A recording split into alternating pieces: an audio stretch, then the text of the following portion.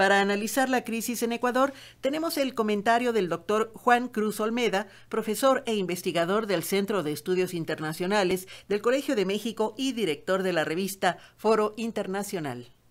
Ecuador ha estado en las noticias esta semana. Las protestas han asediado durante estos días a dicho país como respuesta al alza del combustible, por la decisión del gobierno de Lenín Moreno de eliminar los subsidios que servían para mantener el precio relativamente bajo. Las imágenes de los manifestantes copando el centro de Quito y de la represión de las fuerzas de seguridad se han repetido en los medios. Las posturas del propio Moreno han sido zigzagueantes. No ha dudado en declarar que se trata de un movimiento político impulsado por su antecesor, Rafael Correa, y por el presidente de Venezuela, Nicolás Maduro, con la intención de forzar su salida. Su primera reacción fue declarar el estado de excepción y ordenar la represión de las protestas, lo que llevó a violaciones de los derechos humanos. El lunes incluso estableció el traslado del gobierno de Quito a Guayaquil, alegando cuestiones de seguridad. En los últimos días ha intentado promover el diálogo con algunas de las fuerzas convocantes y ha vuelto a Quito para intervenir en las negociaciones. Sin embargo, en las últimas horas ha establecido un toque de queda en dicha ciudad y desplegado a las fuerzas militares. Quizás sea necesario en este punto hacer un breve raconto de lo sucedido en los últimos años con la intención de identificar algunos elementos necesarios para comprender esta actualidad. El primer asunto refiere a la relación entre Moreno y su antecesor, Rafael Correa. El primero llegó a la presidencia de Ecuador en mayo de 2017 como candidato de Alianza País, el partido fundado por Correa, y con el declarado propósito de continuar la línea política de quien lo antecedió en el cargo. A pesar de que no era su favorito, Correa aceptó impulsar a Moreno porque era el único que aseguraba una victoria en las elecciones, la que obtuvo en segunda vuelta contra el empresario Guillermo Lasso.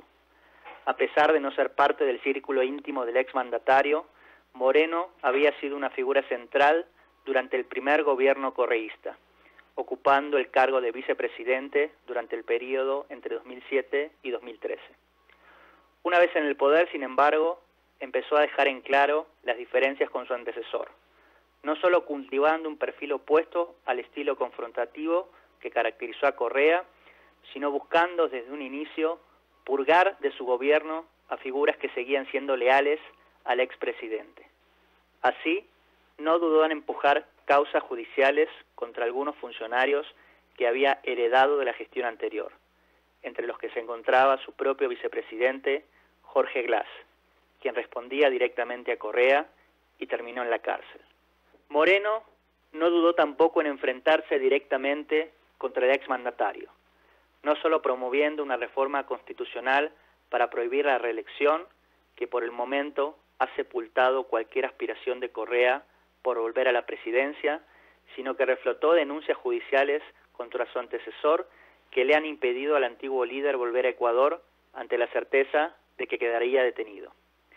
El ahora presidente incluso ha tomado control de Alianza País y desplazado del mismo a sus propios fundadores. Los videos que circularon en las redes estos días de Correa alentando a la protesta y demandando el adelantamiento de las elecciones y las declaraciones de Moreno acusando al expresidente de conspirar para promover su salida dan cuenta de una relación de confrontación. El segundo aspecto tiene que ver con la situación económica.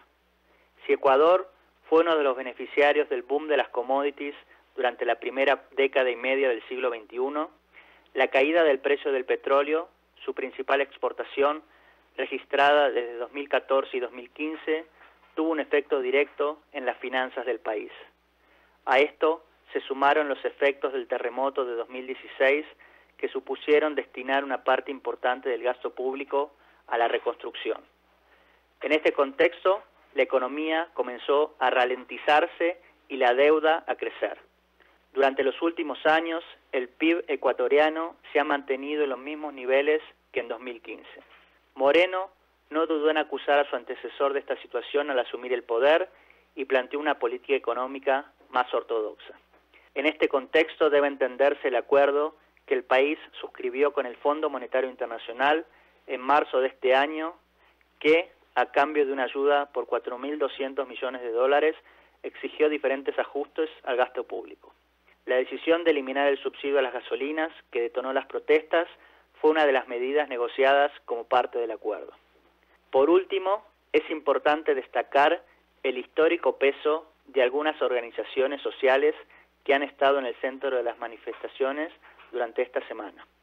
La más importante es la Confederación de Nacionalidades Indígenas de Ecuador, CONAIE, nacida a mediados de los años 80 y que desde entonces jugó un rol protagónico en diversas protestas, entre las que destacan las que forzaron las renuncias de presidentes como Abdalá Bucaram, Lucio Gutiérrez y Jamil Mahuad, y que sucedieron a intentos de aplicar programas de ajustes similares al actual.